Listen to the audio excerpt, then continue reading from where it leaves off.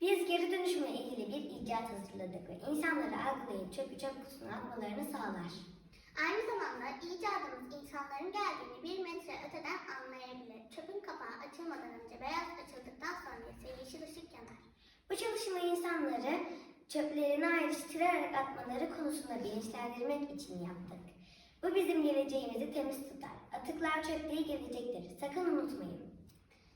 Kullandıktan sonra attığımız atıklar çöp değil geleceğimizdir. Unutmayın.